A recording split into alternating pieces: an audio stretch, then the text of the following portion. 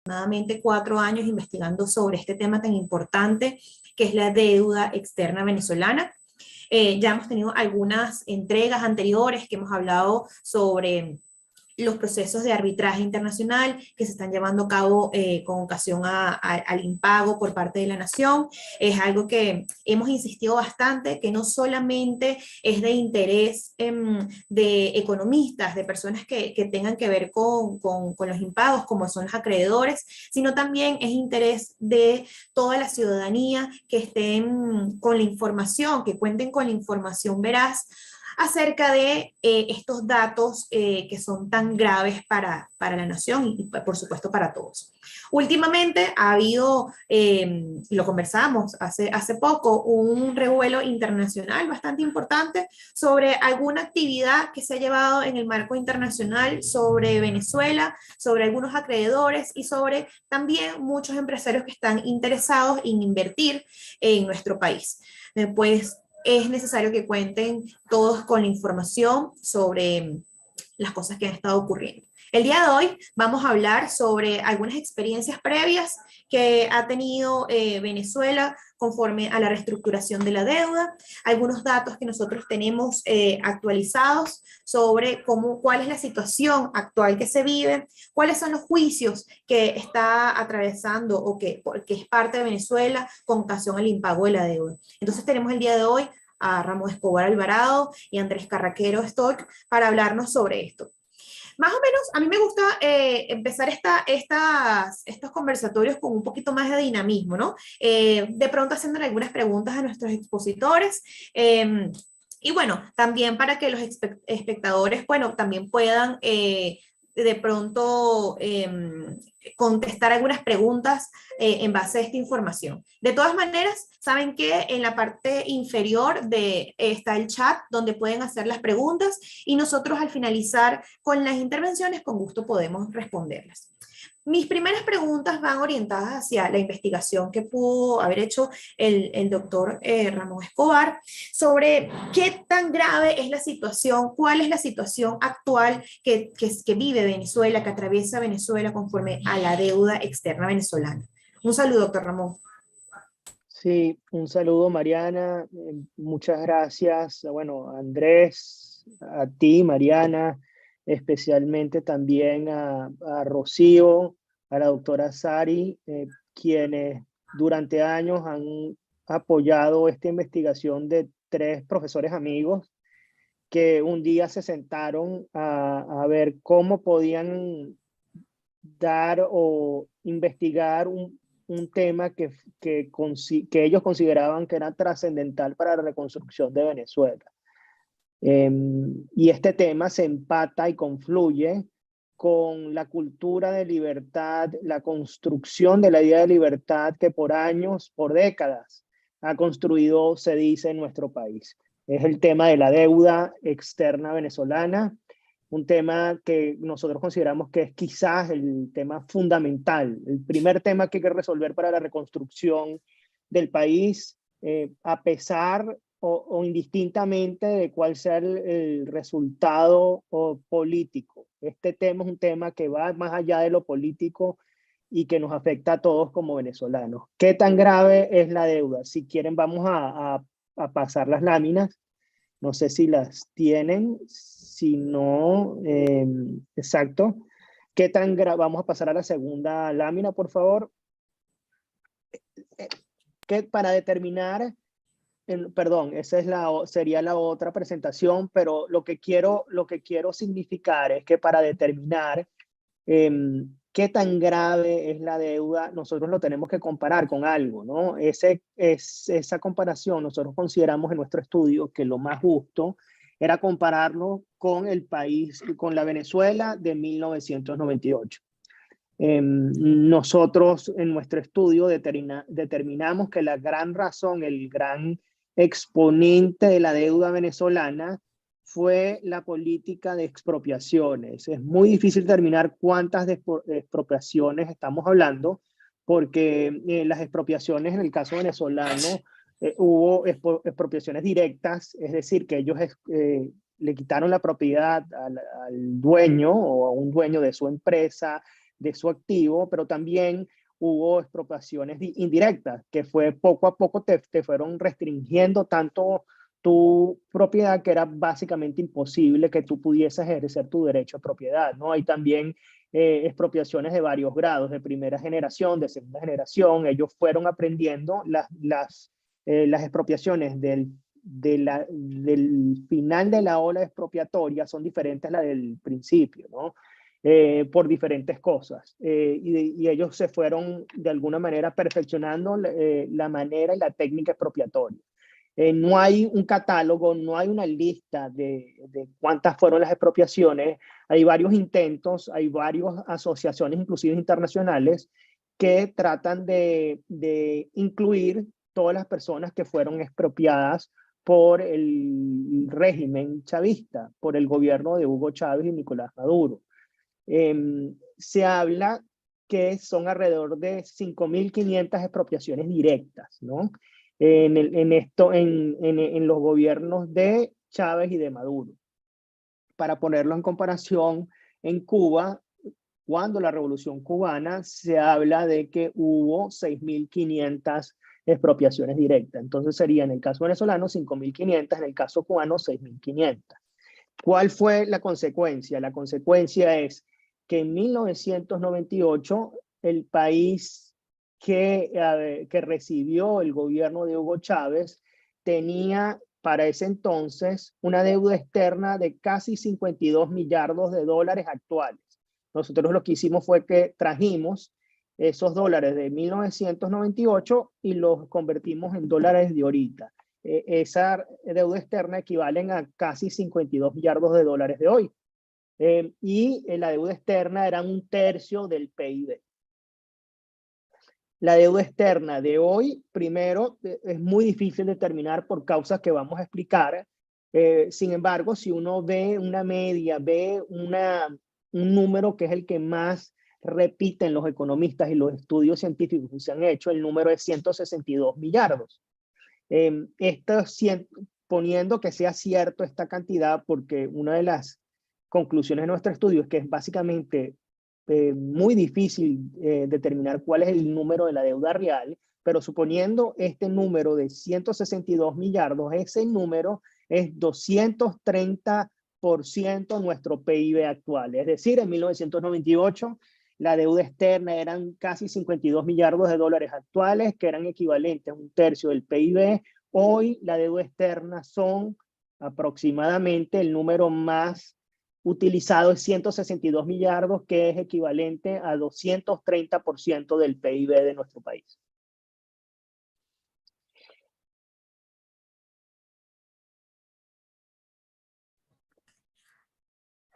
Ok, con este número, 162 millardos de dólares, es un número bastante alarmante para toda la población y evidentemente para los acreedores.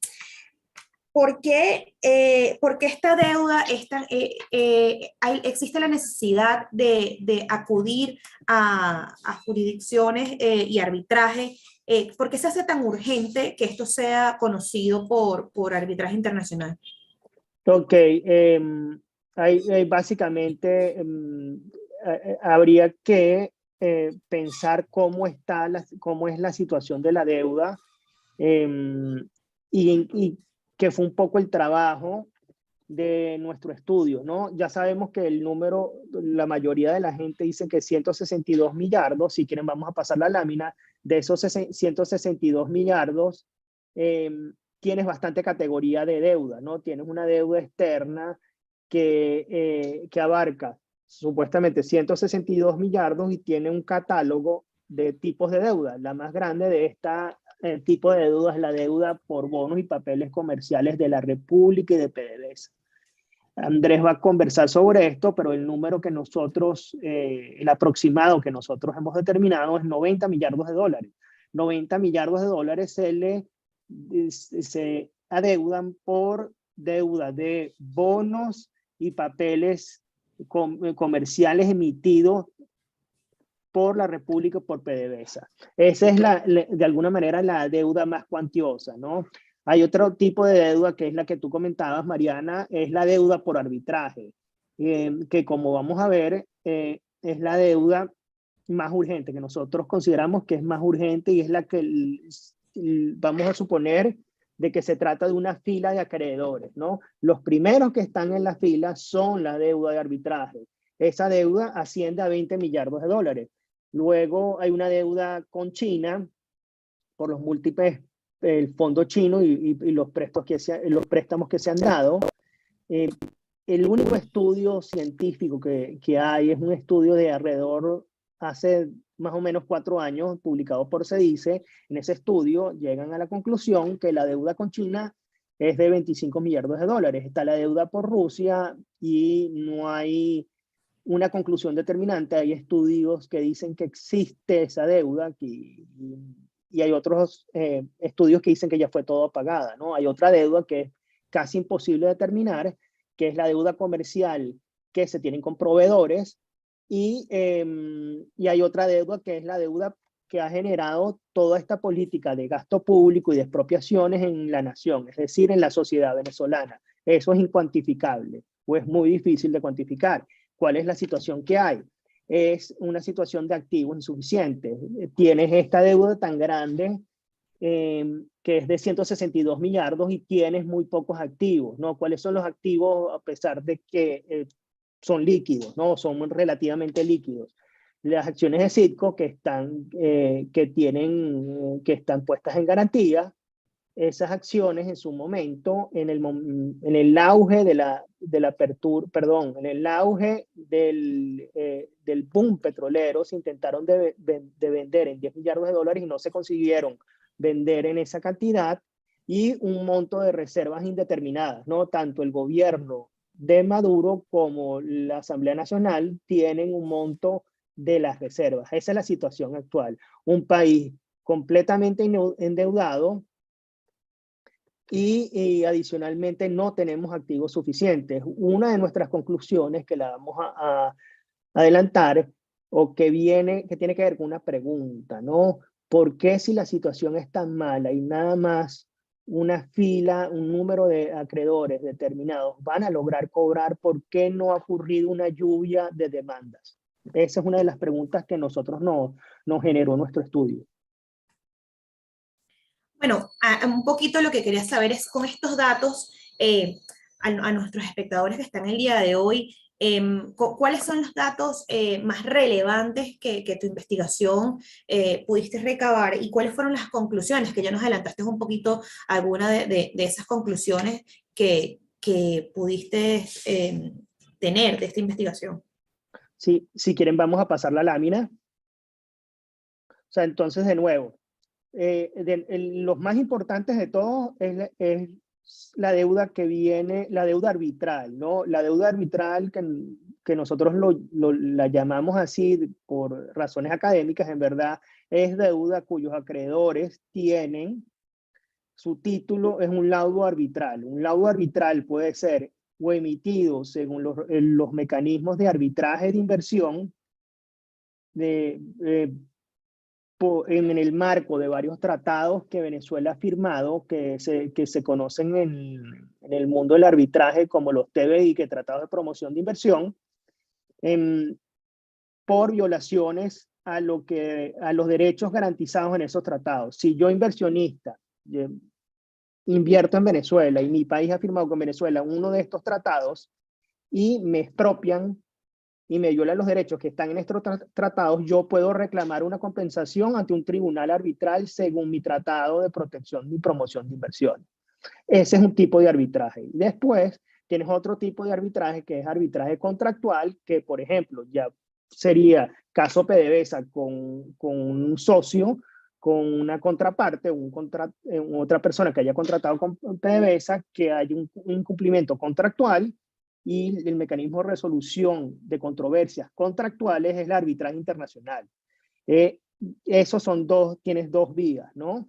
En el caso de Venezuela han demandado ante mecanismo contractual y ante el mecanismo de inversión. Estos dos mecanismos son amparados por tratados de promoción de inversión y por el otro lado por una convención que es quizás la convención, luego de las convenciones de Naciones Humanas, las más ratificadas en el mundo, que es la Convención de Nueva York. La Convención de Nueva York es la Convención de Naciones Unidas sobre el reconocimiento y ejecución de laudos arbitrales extranjeros. Lo que busca es facilitar la ejecución de laudos arbitrales en cualquier parte del mundo, ¿no? Entonces, en la práctica, cualquier persona que tenga un laudo arbitral en su favor va a poder ejecutar muy rápido en cualquier parte del mundo. En el caso de estos inversionistas que tienen un laudo arbitral en su favor, la consecuencia es que van a poder ejecutar a Venezuela o a PDVSA en cualquier parte del mundo y de la manera más rápida posible. Ellos ya han demandado, ellos ya han tenido en la mayoría de los casos un laudo arbitral, y en algunos de los casos inclusive ya están en proceso de ejecución. Esos son las personas, por poner el ejemplo, que están de primero en la fila, ¿no? ¿Cuáles fueron, vamos a pasar la lámina, cuáles fueron las conclusiones o la data relevante de nuestro estudio, ¿no? Adelante. Si podemos pasar la lámina, sería excelente. Sí, nosotros a través de años de estudio pudimos de alguna manera analizar, revisar todos los casos de arbitraje o los que tuvimos acceso, y pudimos ver que se han presentado 58 arbitrajes contra la República o PDVSA. Hay uno que falta, que fue introducido hace unos días, que es el caso de Smartmatic, pero ahí esas son la cantidad de casos que se han presentado contra Venezuela, de los cuales de esos 59, 22 arbitrajes han terminado. Con esto quiero decir que hay dos maneras de terminación de un arbitraje. Una es, bueno, hay tres maneras. Una es con una condena. El tribunal arbitral decide condenar a alguna de las partes. Segundo, es un acuerdo. Las partes dicen, mira, ¿para qué seguir peleando? Vamos a llegar a un acuerdo, yo te pago tanto. Y la tercera es que por algún asunto procedimental, es decir, que no había jurisdicción o falta de pago, el arbitraje se suspende o se cae, ¿no? De los 59, hay 22 casos que han terminado mediante condenando a la República o a PDVSA, o mediante un acuerdo de pago. Hay 22 mediante condena, hay 7 mediante un acuerdo de pago, o sea, 7 de los casos han sido mediante un acuerdo de pago, que es 22 mediante condena, 15 por razones procedimentales, por falta de jurisdicción, algún asunto de mero trámite, hay 15 adicionales que están siendo tramitados. Uno de los puntos más relevantes, si quieren vamos a pasar a la siguiente lámina, es que si uno suma la cantidad de las demandas, o sea, la cantidad que han demandado los inversionistas, ellos han demandado 74 millardos y medio, ¿no? De esta cantidad,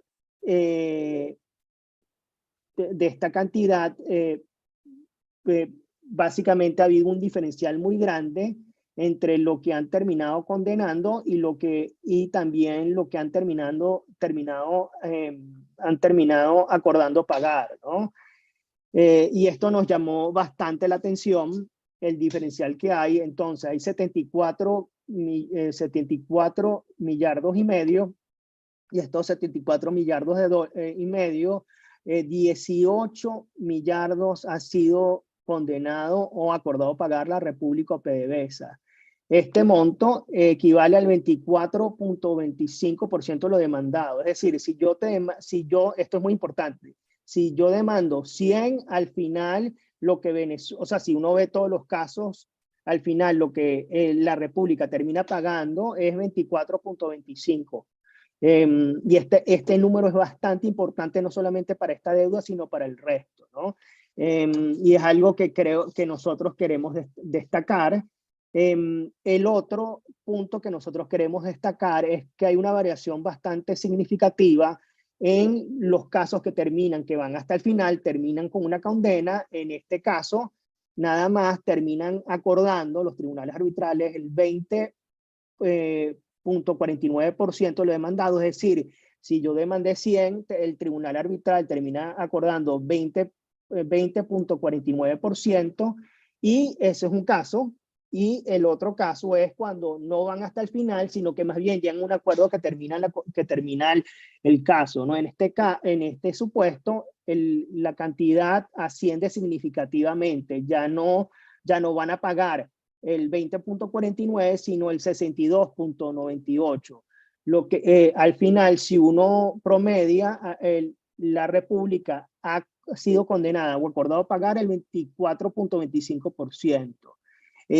El análisis, nosotros vimos todos los casos, el análisis nos lleva a tres conclusiones que nosotros consideramos importantes. La primera es que la defensa de la República ha sido exitosa, siendo totalmente objetivo y científico. Un margen del 24.25% de éxito es un buen margen. Lo segundo, que la segunda conclusión que se expande a toda la deuda, es que existe una variación muy importante si tú no demandas, sino que llevas un proceso de mediación y quizás de acuerdo de pago con el gobierno. Ahí tu porcentaje de éxito asciende significativamente, ¿no? Entonces las conclusiones, entre las conclusiones que nosotros, o la lectura que nosotros dimos, es que a los inversionistas es mucho más eficiente, mucho más efectivo tratar de negociar con PDVSA o con la República.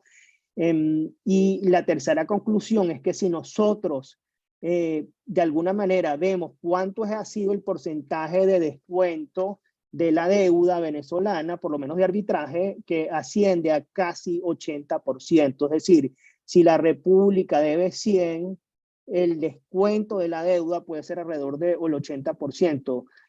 Si nosotros logramos, que es la propuesta, de alguna manera utilizar ese número para el resto de la deuda, vemos que lo que llaman lo que se llama en Wall Street, el haircut es aproximadamente 80%. Es decir, el haircut de la deuda venezolana va a ser casi el 80% si yo utilizo estos números. Y sin embargo, tu posibilidad de éxito de alguna manera se incrementa si negocias con el gobierno. Y esto quizás, una hipótesis, que esta sea la respuesta a la pregunta de por qué no han demandado masivamente. La respuesta es esto: por estos números te dan la hipótesis de que es mejor al final tratar de negociar con la República o PDVSA para incrementar tu porcentaje de éxito.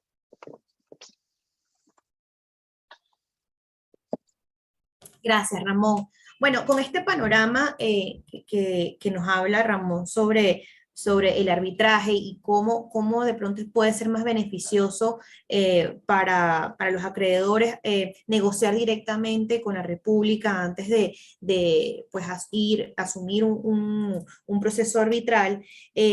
También es importante que nosotros tengamos los datos y el conocimiento, la información sobre cuál es el panorama general que tenemos sobre los bonos.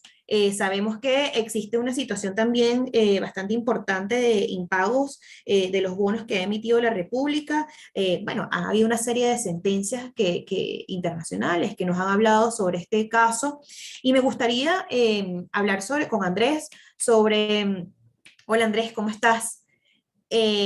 Con Andrés sobre cuál es el panorama general que tenemos nosotros, ya una vez conociendo el panorama de deuda financiera que tenemos con Ramón, cuál es el panorama que tenemos correspondiente a los bonos.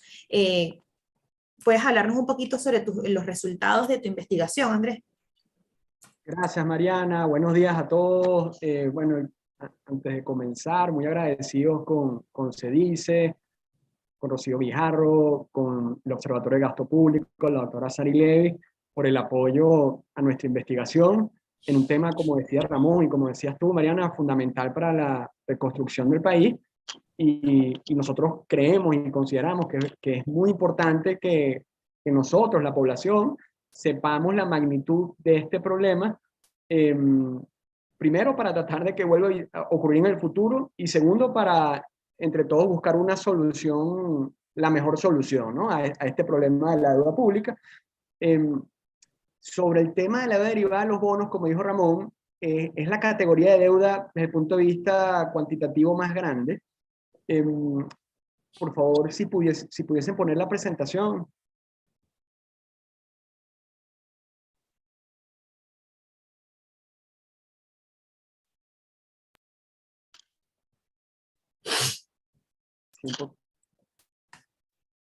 Bueno, colocan la...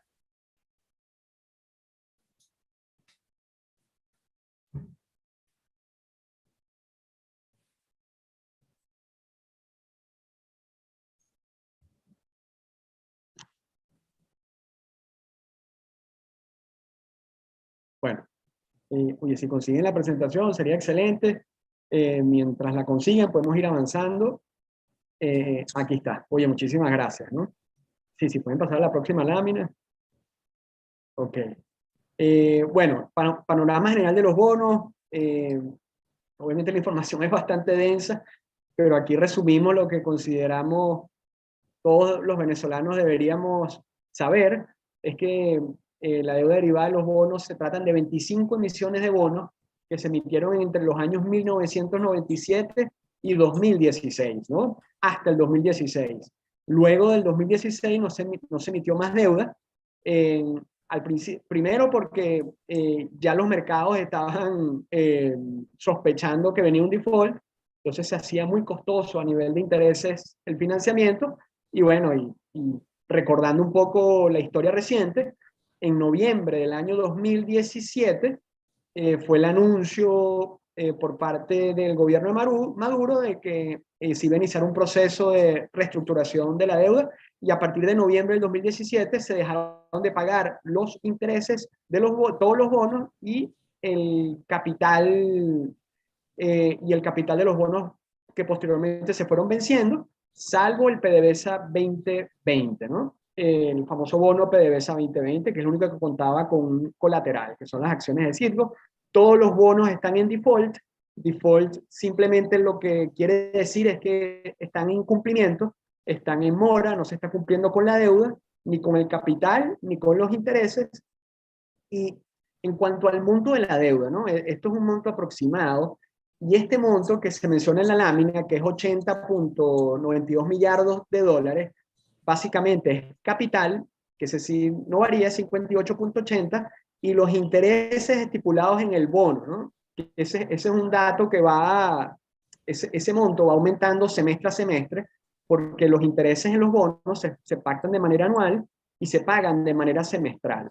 Entonces, cada semestre se van acumulando nuevos intereses, salvo en aquellos que ya su capital está vencido y no se siguen causando intereses, pero en la teoría este monto inclusive podría ser mayor, porque si tú demandas ante una corte el pago de estos bonos, adicionalmente procederían intereses moratorios, además de los intereses compensatorios que están previstos en el bono.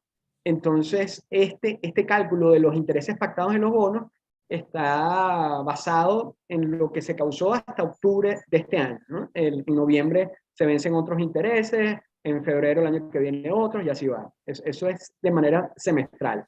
Al día de hoy, el valor de mercado de los bonos de Venezuela y PDVSA está bastante bajo, ¿no? En el caso de los bonos de Venezuela, más o menos se podrían comprar, en el caso que se puedan comprar, en 7.75 centavos de dólar. Eso quiere decir que si, por ejemplo, el bono tiene un valor facial de 100, tú lo puedes comprar en 7,55. Y en el caso de los bonos de PDVSA, están en 2 centavos de dólar. Es decir, si el valor facial es 100, tú lo podrías comprar en 2 dólares con un descuento del 98%. Una locura. Por eso, recientemente han salido noticias en portales de noticias financieros como Bloomberg, de varios fondos establecidos afuera, donde cada vez están sonando más lo llamativo que puede ser invertir en este momento en deuda venezolana, no solamente por lo barato, sino un poco especulando unos posibles acercamientos entre el gobierno de Estados Unidos y el gobierno de Maduro, y especulando que después de las elecciones de noviembre en el Congreso de los Estados Unidos la situación puede ir suavizándose en el tema de las sanciones, pero bueno, es toda especulación, pero bueno, están bastante baratos. ¿Quiénes son los tenedores de bonos? Son muchísimas personas, esa información no es pública, la que está mencionada en la lámina, por ejemplo, estos fondos o estos inversionistas profesionales como es BlackRock, Fidelity, Granham, eso es público porque ellos mismos lo han hecho público, muchos de ellos forman parte de una agrupación de acreedores que se llama Comité de Acreedores de Venezuela, que son varios acreedores que se han unido, sobre todo aquellos más importantes, para hacer de alguna manera lobby, ¿no? Frente al gobierno de los Estados Unidos y también de cara a una eventual negociación de la reestructuración de la deuda soberana venezolana, la deuda soberana extranjera. Andrés, ya que mencionas estos tenedores importantes que se han agrupado de alguna manera para hacer valer, bueno, sus derechos frente al impago por parte del gobierno venezolano, esto se podría entender como que hay una pretensión de acumulación, ¿no? Y que se están acumulando para poder asumir algún juicio afuera en contra de Venezuela. Hace algunos años en Nueva York entiendo que estaban algunos tenedores agrupándose para poder ejercer una aceleración en contra de Venezuela. Actualmente hay juicios en jurisdicción internacional en contra de Venezuela. Sí, efectivamente, Mariana, sí hay varios juicios, ahí el último cómputo que teníamos eran 16, si pueden pasar la lámina, por favor, en las noticias. Usualmente lo que sale son los juicios de arbitraje de inversión que comentaba Ramón, ¿no? Y los casos más emblemáticos son Crystalex y ConocoPhillips, que se están peleando la ejecución de sus laudos respectivos para tomar posesión de las acciones de Citgo, ¿no? Y eso es lo que uno ve en las noticias. Pero existen otros arbitrajes de inversión que mencionó Ramón, pero también existen juicios, no son de arbitraje, sino son demandas judiciales básicamente ante las Cortes de Nueva York y de Londres, la mayoría en las Cortes de Nueva York y uno solo en Londres, de bonistas, de tenedores de bonos. ¿Por qué en Nueva York y por qué en Londres? Porque en los bonos se pactó que los bonistas podían demandar el cobro de los bonos o en Nueva York, o en Londres, o en Caracas. Pero bueno, nadie elige Caracas por razones obvias y por eso las demandas son en estas dos jurisdicciones. De estas demandas, 13 han sido contra la República y 3 contra PDVSA. El total demandado representa un 2,53%, apenas un 2,53% de la deuda derivada de los bonos, y ya tenemos 4 casos con sentencias condenatorias contra la República o PDVSA, es decir, a favor de los bonistas, un caso cerrado por falta de abogado y otros 11 casos en trámites. Estas demandas comenzaron a interponerse en el año 2018, años después de 2019, 2020, 2021. Uno se pregunta por qué si estamos en default desde el año 2017, por qué han sido tan bajas el número de demandas, ¿no? En cuanto al cobro de los bonos. Esto tiene varias explicaciones. Una es que estas demandas en Nueva York y Londres no son económicas, como ustedes se podrán imaginar, esto cuesta dinero, eso varía de caso a caso, de bufete de abogados a otro bufete de abogados, pero teniendo información pública, por ejemplo, en los casos que ya han condenado a Venezuela en estos juicios en Nueva York, por ejemplo, en un caso los costos fueron estimados en un poco más de $200,000, en otro en 300, en otro en $400,000, son costosos y además esto tiene un problema, que es otra razón por la cual no hay tantas demandas, que es que a pesar de que tú tengas una sentencia favorable, el hecho de poder ejecutarla en caso de que el deudor, en este caso Venezuela o PDVSA, no quieran pagar, es bastante difícil, porque acuérdense que Venezuela no es cualquier deudor, es un Estado soberano, y como Estado soberano cuenta con ciertos privilegios e inmunidades que no contamos los particulares, y una de esas privilegios o inmunidades se llama inmunidad de ejecución, que básicamente lo que quiere decir es que tus bienes afuera no pueden ser ejecutados por cortes extranjeras, salvo aquellos que tengan un destino comercial.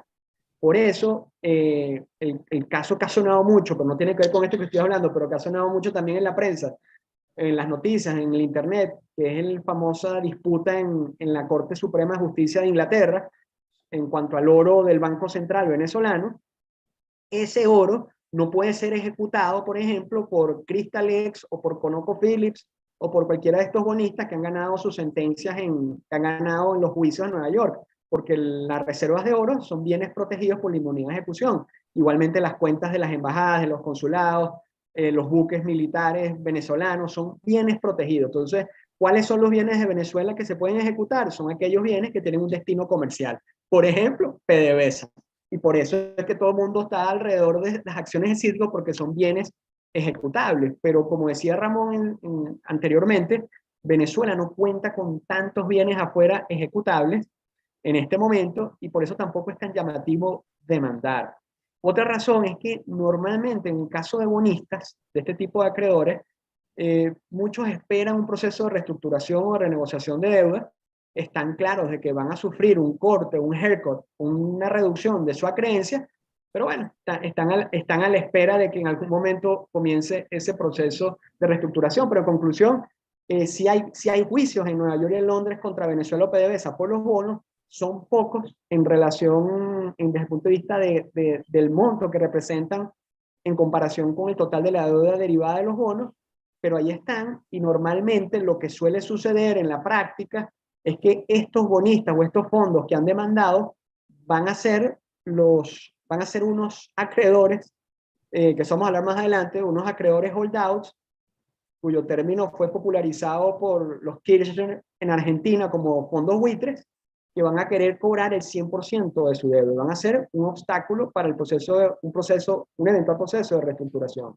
No sé si pueden pasar la próxima lámina, por favor, para hablar un poquito más también de la situación de los juicios. Todos los bonos de la República, todas las series han sido objeto de demanda. En el caso de PDVSA, 6 series han sido objeto de demanda, no han sido todas. Y quería hacer unos comentarios breves adicionales sobre un juicio en particular, donde Venezuela no es el demandado, sino que Venezuela, a través de PDVSA, es el demandante. Es el famoso juicio donde se pidió la nulidad del bono PDVSA 2020. Acuérdense que ese bono se emitió en el 2017 o 2016 para canjear el bono PDVSA 2017 con el bono PDVSA 2020. Fue canjeado, y este bono tenía la peculiaridad de que contaba con una garantía, un colateral, que es el 50,1% de las acciones de Citgo. Este fue el bono que se siguió pagando inclusive después del 2017 por la existencia de este colateral, inclusive después de la situación o el conflicto político, situación política que ocurrió en Venezuela, a partir del año 2019, este bono, los intereses en mayo se pagaron, y en octubre fue que se dejó de pagar los intereses del bono PDVSA 2020, empezó todo el problema, y el gobierno de PDVSA pidió la nulidad de estos bonos. ¿Por qué? Porque estos bonos no habían contado con la autorización de la Asamblea Nacional, y se argumenta de que este endeudamiento era un contrato de interés público y que debió contar con la autorización de la Asamblea Nacional. ¿Qué ocurre? Esto se demanda ante las Cortes de Nueva York, y la Corte de Nueva York en primera instancia no le dio la razón a PDVSA y estableció que los bonos sí son válidos. Uno de los argumentos que utilizaron fue que el gobierno en aquel momento de Trump no fue determinante o no fue claro en cuanto a cuál era su posición sobre la inconstitucionalidad o no de estos bonos. Pero lo cierto es que la Corte de Nueva York en primera instancia sostuvo la validez del bono. PDVSA apeló, eso está en las Cortes de Apelaciones del Segundo Circuito en los Estados Unidos, y está pendiente de decisión. Gracias, Andrés. Andrés, sabemos, y es algo que también pudimos apuntar en nuestra investigación, que no es primera vez que Venezuela atraviesa por un proceso de monstruosa deuda externa, ¿no? Sabemos que Venezuela ha sufrido a lo largo de todo su tiempo de su historia republicana, algunas situaciones parecidas. Por supuesto que en el caso actual hay algunas limitaciones o algunos escenarios diferentes a los anteriores, como pueden ser las sanciones, pueden ser el tema de la situación de los fondos buitre, la situación de las cláusulas de acción colectiva, que bueno, que pueden hacer un poco más difícil la situación actual. Pero a través de los años, a partir de, bueno, del año 1984, se ha visto que han habido algunas experiencias previas de reestructuración de la deuda. Bueno, la primera de ellas fue en el gobierno de Jaime Lucinchi, cuando en el año 85, entre el 84 y el 85, se aprobó una ley que estaba destinada, o el objeto era reordenar las finanzas públicas, racionalizar el gasto público, y bueno, todo esto en miras de reestructurar la deuda, ¿no? Eso permitió autorizar operaciones de crédito público, lo que permitió también reestructurar la deuda de pagos en moneda internacional como franco suizo, dólares y otras monedas internacionales, ¿no? Todos estos procesos fueron llevados a cabo por personas que evidentemente estaban en una condición técnica o una experiencia bastante importante, como era Carlos Guillermo Rangel, Manuel Aspurba, que fueron los encargados de negociar esta deuda pública. Y bueno, esto permitió que se hicieran algunos acuerdos con el FMI, que hicieron que también la situación económica venezolana de pronto pudiera avanzar y permitir que en el año 1990, con el gobierno de Carlos Andrés Pérez, hayamos tenido un crecimiento económico, y una inflación, que la inflación disminuyera un poco, ¿no? Pero todavía en ese momento había una situación de deuda externa bastante grande. Entonces, lo que pasó en ese momento fue que en ese gobierno se encargó Miguel Rodríguez de hacer nuevamente una negociación de la deuda y una reestructuración. Ese mismo modelo exitoso que fue llevado a cabo por Miguel Rodríguez también fue aplicado posteriormente en Agenda Venezuela por el presidente Caldera, ¿no? Y bueno, actualmente, conociendo estos casos de éxito anterior, y bueno, puedo decir éxito porque se entiende que cuando hay una iniciativa política en mejorar las condiciones de deuda, de deuda externa que se tiene en el país, se puede hacer. Que de pronto no fueron lo que se esperaba. Hubo una disminución del 20% de la deuda externa, hubo una disminución del 50% del pago de los intereses. O sea, hubo un avance en cuanto a la reestructuración de la deuda. No, capaz no fue el más esperado, pero hubo un interés político conforme a ello. Actualmente, ¿cómo tú verías una reestructuración de la deuda teniendo en cuenta esta situación histórica y actualmente que sabemos que no tenemos unas limitaciones, como ya te mencioné anteriormente, las sanciones, las cláusulas de acción colectiva, los fondos buitres? ¿Cómo tú ves ahora que podría ser, para que nos escuchen todas las personas que están aquí, cómo verías que podría ser una negociación y una reestructuración de la deuda externa, Andrés? Gracias, Mariana, por la interesante pregunta, ¿no? Y además que la pregunta, hasta ahora sobre todo, Ramón y yo hemos estado hablando del pasado, de por qué llegamos a la situación actual y del presente, pero el futuro es lo que tú dices, es la famosa que tanto suena de reestructuración. Si por favor pueden pasar la lámina. Lo primero, ¿no? Reestructuración, eso suena así como súper sofisticado, pero reestructurar una deuda es algo muy sencillo, ¿no? Porque primero, el reestructurar la deuda no es otra cosa que modificar los términos y condiciones de un contrato. El bono es un contrato de préstamo. Le dieron un préstamo a Venezuela o a PDVSA, tenías que pagar el capital en tal fecha y pagar unos intereses que se pagaban, perdón, cada semestre. ¿Qué ocurre? Ya no podemos pagarlo desde el año 2017 y reestructurar no es otra cosa que ponernos de acuerdo con nuestros acreedores para modificar los términos y condiciones. Tradicionalmente, ¿qué se entiende con modificar términos y condiciones en un contrato de préstamo como es un bono de deuda soberana? Es o por un lado, reducir el capital adeudado. Si debo 100, me lo reduces y me perdonas una parte, y esa parte es el famoso haircut, que va a depender de varios factores. Si me vas a reducir el 50, el 60 o el 70% de ese capital. Y en cuanto también otra modificación de los términos y condiciones puede ser, por supuesto, tiene que ser el plazo de pago de esta deuda, y también jugar con los intereses. Puedes perdonar unos intereses, modificar los plazos de pago de los intereses, cambiar las tasas de interés.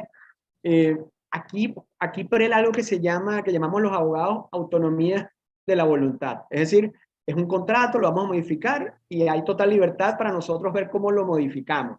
Claro, aquí hay un tema técnico fundamental que no es de los abogados, es de los economistas, que es una figura que se llama análisis de sostenibilidad de deuda. Es decir, aquí hay que hacer una serie de cálculos para ver cómo podemos reestructurar la deuda en términos económicos, en términos financieros, para que Venezuela la pueda pagar.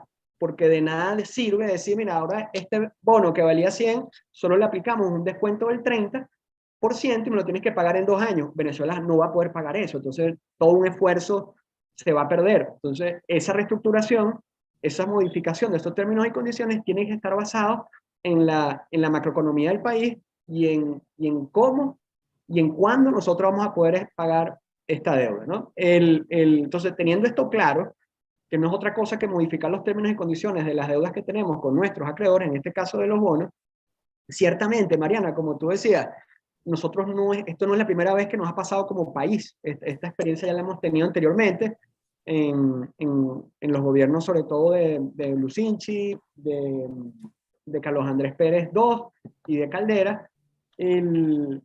Y no somos el único país que ha pasado por esto, ¿no? Muchos países han pasado por estos problemas de default o de escenarios cercanos a un default que logran una reestructuración de su deuda. Ya han pasado varios años, pero todavía recordaremos la famosa crisis financiera del año 2008 en el mundo, que generó, por ejemplo, el gran problema de la deuda de Grecia, de Portugal, de la República de Irlanda, en varios países de la Unión Europea, que necesitaron reestructurar su deuda porque no la podían pagar. Y aquí tenemos un vecino bastante más cercano, que es un protagonista, diría yo, de reestructuraciones, que es Argentina. Siempre pasan los años y cuando le llega la fecha para pagar no puede y logra una nueva reestructuración de su deuda, que le perdonen, que le aplacen la fecha de pago.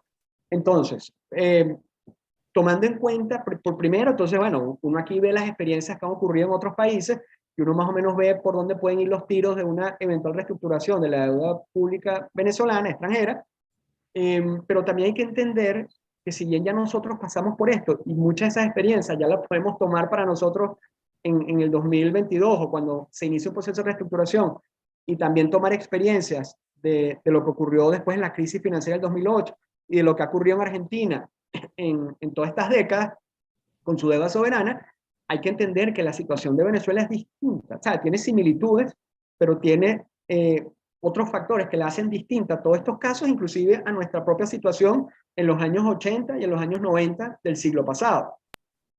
Y estas situaciones nosotros las llamamos limitaciones, ¿no? Que son limitaciones que puede tener un proceso de reestructuración. No quiere decir que estas limitaciones lo hagan imposible, simplemente son obstáculos que existen, que hay que ver cómo se sortean o cómo se manejan y hay que tomar en cuenta. Uno particular de la situación actual es el régimen de sanciones que existe a nivel mundial, donde el más relevante a efectos de esta presentación son las sanciones del gobierno de los Estados Unidos, que eso no existía, ¿no? En los años 80, en los años 90, en esta situación, y el contexto político. Tenemos un problema, ¿no? A nivel político, que bueno, todos conocemos, pero ese problema político tiene incidencia práctica en una eventual reestructuración. Sobre el tema del régimen de sanciones, desde el año 2017 existe una orden ejecutiva del gobierno de los Estados Unidos que limitó las transacciones en bonos. No las prohibió totalmente porque estas limitaciones aplican sobre todo a personas de Estados Unidos y no aplica a personas que no son de Estados Unidos, pero bueno, no voy a profundizar en eso, simplemente para que sepan que estos problemas del régimen de sanciones en cuanto a los bonos, a la deuda derivada de los bonos, existen en el 2017, Y posteriormente, cuando el gobierno de Venezuela es incluido como gobierno, como tal, en la lista de la OFAC, en la lista de nacionales especialmente designados de la OFAC, bueno, se vuelve prácticamente imposible iniciar un proceso de reestructuración si no se cuenta con una licencia o autorización de la OFAC, que es la Oficina de Control de Activos Extranjeros del gobierno de los Estados Unidos. Porque básicamente una reestructuración es un contrato por el cual se modifican los términos y condiciones de otro contrato, y eso en teoría está prohibido por el régimen de sanciones de los Estados Unidos. Entonces eso es una limitación, un obstáculo que tenemos. El problema político, tanto Inglaterra, tanto el Reino Unido de Gran Bretaña y Irlanda del Norte como los Estados Unidos de Norteamérica siguen reconociendo a Juan Guaidó como presidente interino de Venezuela, ¿no? En las cortes, el gobierno de Estados Unidos lo sigue haciendo así, y el gobierno del Reino Unido también. Y eso, por ejemplo, en el caso del gobierno del Reino Unido, hubo una sentencia relativamente reciente de diciembre del año pasado, noviembre o diciembre del 2021, de la Corte Suprema de Inglaterra sobre el problema del oro, y al final lo que dijo es, mira, yo me tengo que atener a lo que dice el Poder Ejecutivo de mi país, y el Poder Ejecutivo sigue reconociendo a Juan Guaidó como presidente interino y no reconoce como presidente a Nicolás Maduro. Entonces, ¿qué ocurre? Yo les había mencionado anteriormente que los bonos de Venezuela y PDVSA se pueden litigar o en Nueva York o en Londres, y ambos países no reconocen al gobierno de Maduro, sino al gobierno interino de Juan Guaidó. Entonces, eso es un súper problema, porque nadie se va a sentar a reestructurar una deuda, en este caso, por ejemplo, con el gobierno de Nicolás Maduro, que es el que controla el territorio venezolano, porque tanto en Inglaterra como en los Estados Unidos, su poder ejecutivo no lo reconoce como tal. Eso es un problema, ¿no?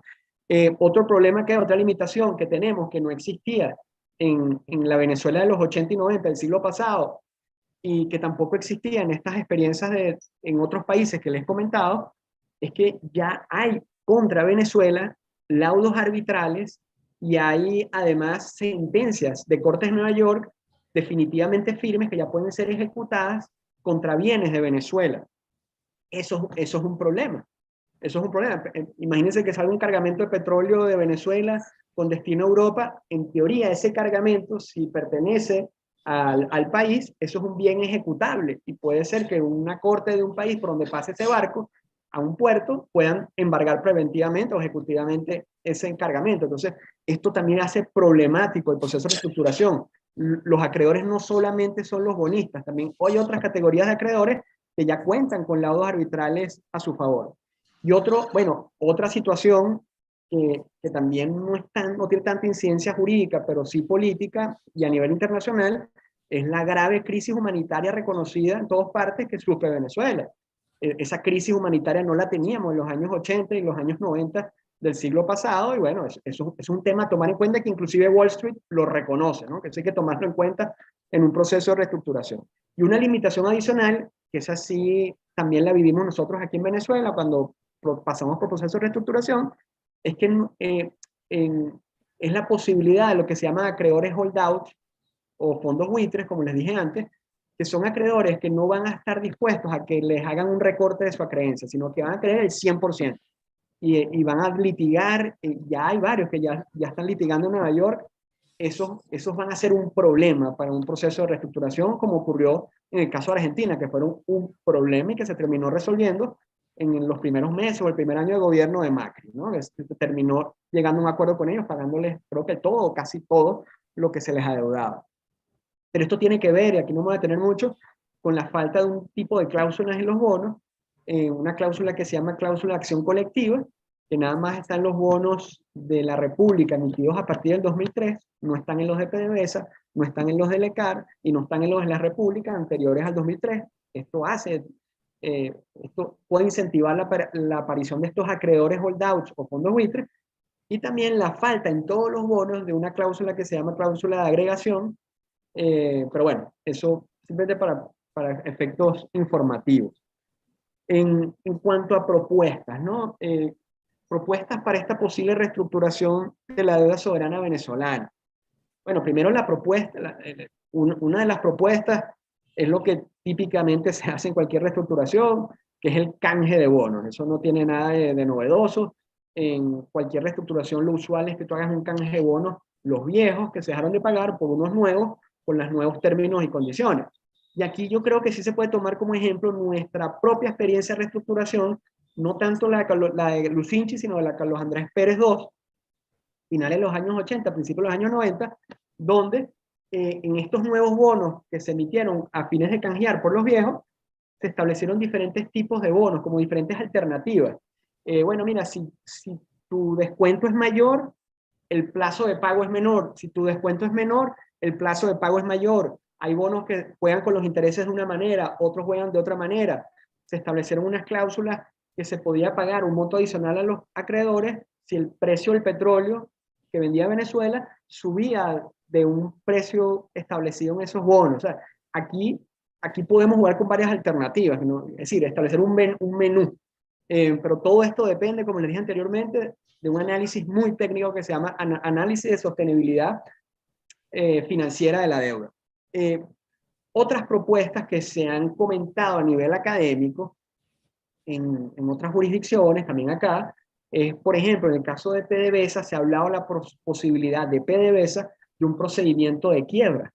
Un procedimiento de quiebra donde se organiza el patrimonio a efectos de pagarles a los acreedores, no solamente los bonistas, sino todos, y junto a este procedimiento de quiebra de PDVSA, ceder las autorizaciones, licencias, derechos en el sector de petróleo a una nueva entidad, ¿no? Estos son propuestas, ¿no? La gente imaginándose por dónde podrían ir los tiros en una eventual reestructuración.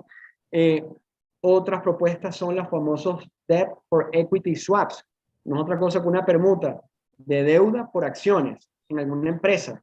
Tú tenedor de bonos, me regresas unos bonos y yo en cambio no te doy otros bonos, sino te doy acciones, por ejemplo, en empresas públicas. Eso también se ha hablado. Hubo ya una experiencia de este tipo, no dentro del territorio venezolano, sino con una refinería Refidonza, una refinería en República Dominicana, donde a través de una operación, por cierto, autorizada por la OFAC, Venezuela recibió unos bonos de Venezuela y PDVSA valorados en más de 300 millones, 400 millones de dólares, y entregó a cambio el 49% de estas acciones de esta refinería, ¿no? Que al final dieron una vuelta y terminaron en propiedad del gobierno de la República Dominicana, que ahora es el propietario del 100% de esa refinería. Bueno, pero eso fue, es decir, estos son parte de estas propuestas, no fue canje de bono por bono, sino canje de bono por acciones. Otra propuesta que se hace a los efectos de que este proceso de reestructuración sea viable es plantear lo que se denomina una medida general de protección de activos. ¿Qué ha ocurrido, no? Hasta ahora, Citgo se ha salvado por las órdenes ejecutivas de los Estados Unidos. Es decir, las sanciones de Estados Unidos es lo que ha salvado que las acciones de Citgo no sean embargadas ejecutivamente y rematadas o vendidas por las cortes de Estados Unidos, en este caso de Delaware.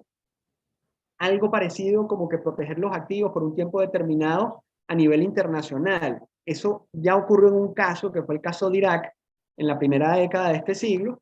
Eso también se ha hablado de la posibilidad de constituir fideicomisos, que son patrimonios aparte del Estado venezolano, para manejar recepción de fondos.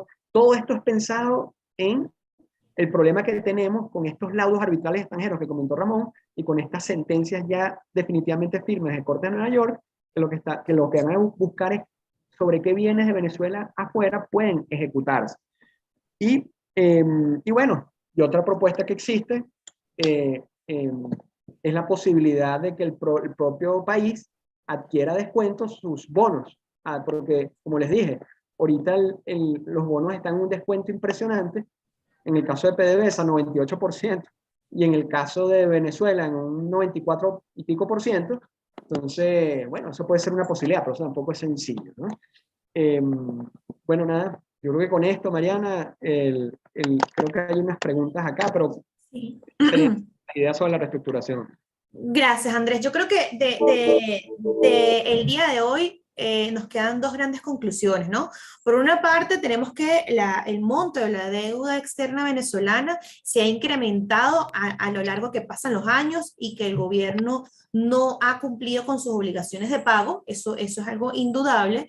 Y la segunda conclusión, la segunda gran conclusión que podemos hablar el día de hoy es que dadas las condiciones actuales de Venezuela, la negociación y la reestructuración de la deuda se llevará a cabo mediante herramientas no convencionales, como nos hablaba Andrés. Yo creo que son las dos grandes conclusiones que podemos llegar el día de hoy y que es importante, o bueno, es condición sine qua non la voluntad política del gobierno de asumir el pago y eso llevará evidentemente a un proceso de renegociación como ya anteriores veces han pasado en la historia de Venezuela. Tenemos algunas preguntas por parte de quienes están hoy acompañándonos. La primera pregunta es, ¿jurídicamente es viable el peso de la deuda arbitrariamente contraída por un gobierno violador de la legalidad republicana? Y no se imputa al Estado, sino a la responsabilidad de los sujetos que ejercieron las funciones de gobierno. Sí. Pero, bueno, yo voy a hablar de los bonos y si quieres tú, vamos a hablar de los arbitrajes. Claro que sí. Los bonos, Mariana, todos nuestros bonos que forman parte de la deuda externa se rigen por el derecho de Nueva York. Y según el derecho de Nueva York, estos préstamos que recibió Venezuela, esta deuda, es una deuda comercial como puede tener cualquier empresa privada. Esa es la calificación que se le da. Entonces, por el derecho de Nueva York, cuando tú contraes una deuda por un préstamo, tú tienes que cumplirla tal cual bajo los términos y condiciones que tú la pactaste. La pregunta del asistente, que es la hace mucha gente y en verdad desde el punto de vista del sentido común tiene bastante fuerza, pero el problema, eso está vinculado con una tesis que se llama tesis de la deuda odiosa, como una posible defensa para negarse a pagar la deuda.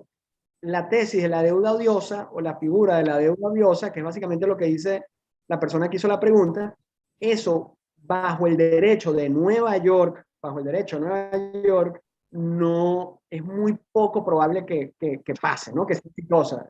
Ahora, que si los funcionarios también pueden ser responsables, bueno, Mariana, eso sí lo manejas tú bastante mejor que yo, esos derechos administrativos venezolanos, donde los funcionarios como personas naturales, si actuaron de una cierta manera, también pueden ser responsables, ¿no?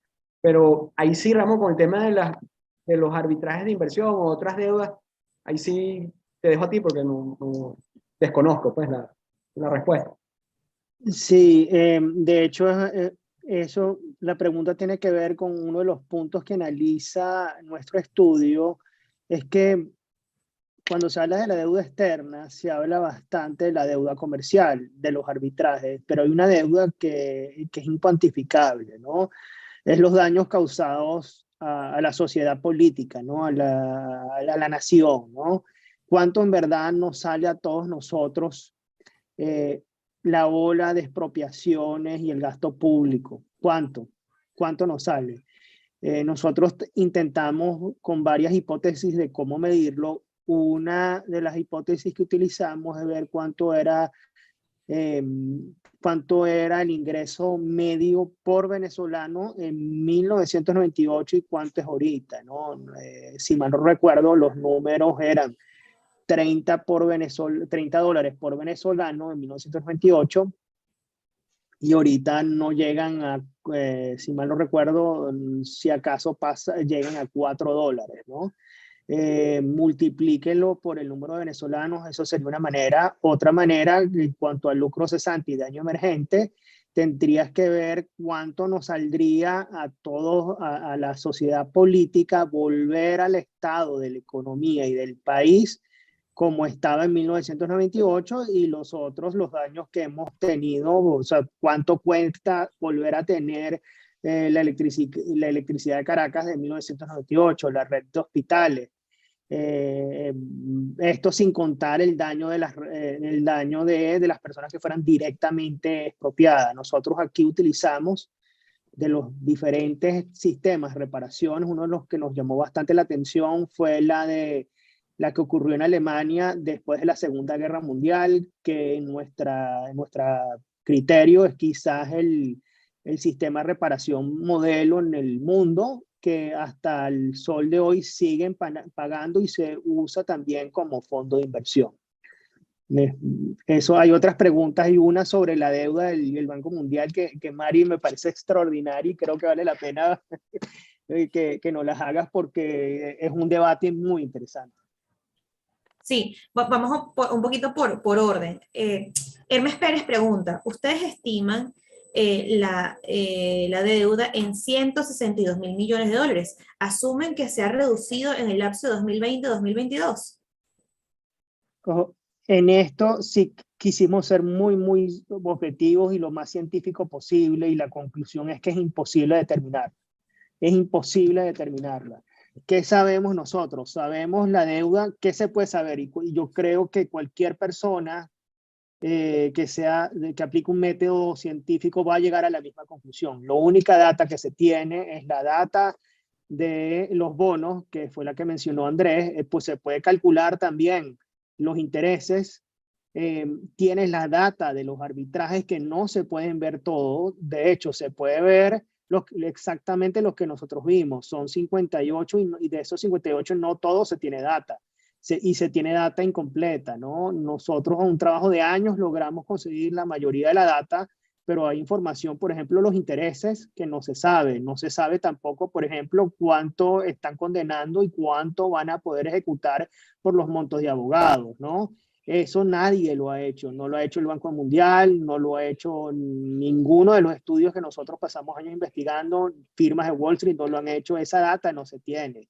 La deuda comercial literalmente no la tiene ni la... Tú vas en la Asamblea Nacional y vas a varios órganos del banco, del gobierno de Nicolás Maduro, Banco Central, Ministerio de Finanzas, y no todas las oficinas tienen esa data. O sea, no se sabe cuánto se debe, en dónde están demandando, no hay un listado. Entonces, esa data es imposible. La otra deuda importante, que es China. China es el único estudio científico que tuvimos oportunidad de revisar, es el de CEDICE de hace 4 años. Rusia, hay estudios que dicen una cosa y dicen lo contrario. Entonces, es difícil llegar a una conclusión. Al final es que no hay transparencia. Uno de los retos pendientes, tanto de la Asamblea Nacional como del gobierno, es saber cuánto es ese monto, ¿no? O por lo menos tener los parámetros. Y después de años de estudio, nosotros la única conclusión que podemos arribar que tenemos cierta data de cierta categoría, pero no tenemos todo, y muy sinceramente creemos que nadie la tiene. Ok. Sí, yo quisiera agregar rapidito con esto, Mariana. Desde el punto de vista público, bueno, el año pasado se pagó una parte de la deuda de bono con la operación de canje por acciones que yo les comenté, ¿no? La refinería de República Dominicana. Ahora, como dice Ramón, aquí hay cero transparencia, cero, pero bueno, el rumor a altas voces de hace muchos años es que muchos tenedores de bonos están vinculados con el gobierno de Venezuela.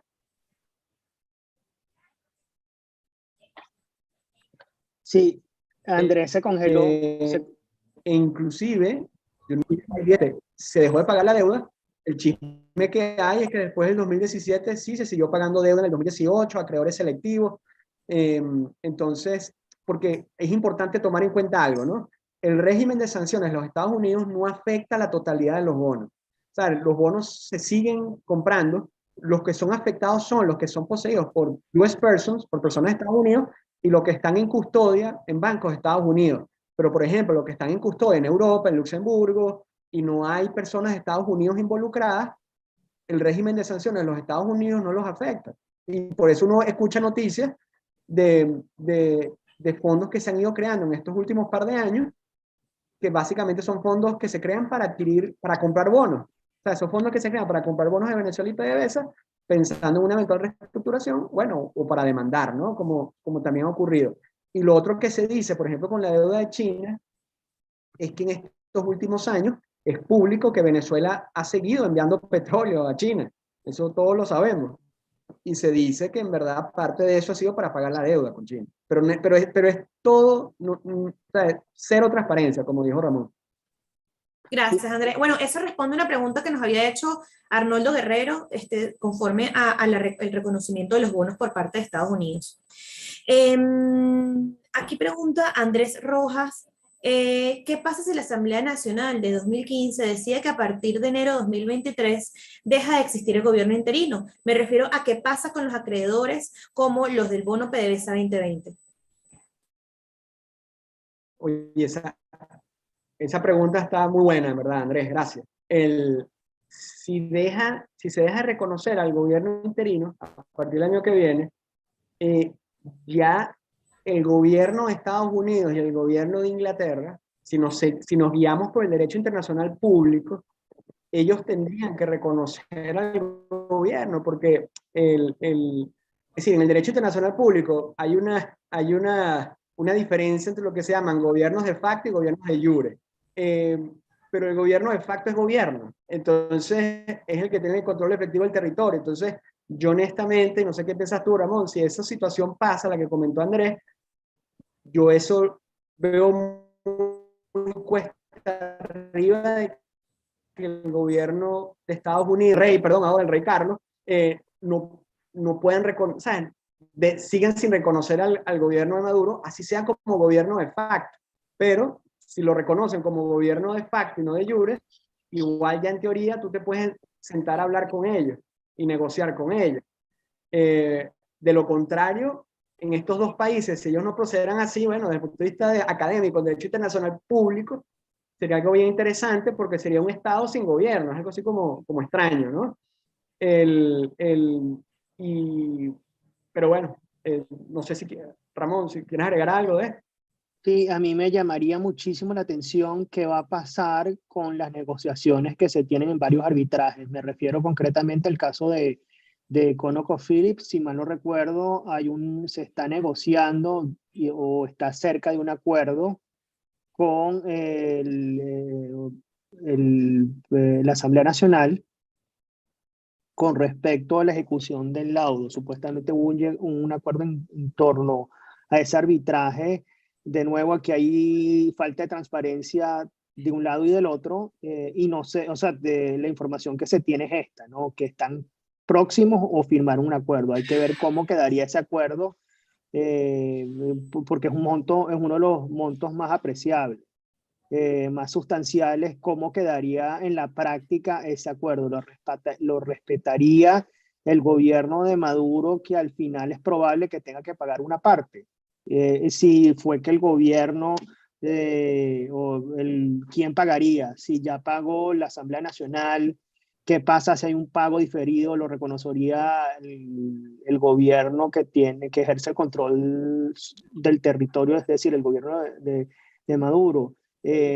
Porque sí ha habido acercamiento y negociaciones de la Asamblea Nacional con varios de los acreedores. ¿En qué estado quedaría? ¿Cómo quedarían esas negociaciones? Es una pregunta que habría que pensar.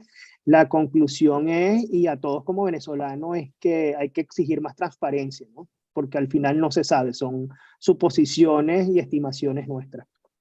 Sí, y precisamente para esto personas bueno, y organizaciones como Se Dice Libertad, invierten tanto tiempo y tantos recursos en hacer este tipo de investigaciones que puedan visibilizar la información, visibilizar los datos, porque la única manera de seguir adelante como sociedad, incluso como países, como personas que forman parte de un país, es contar con la información y la información se traduce en libertad, ¿no? Y se traduce en buenas decisiones.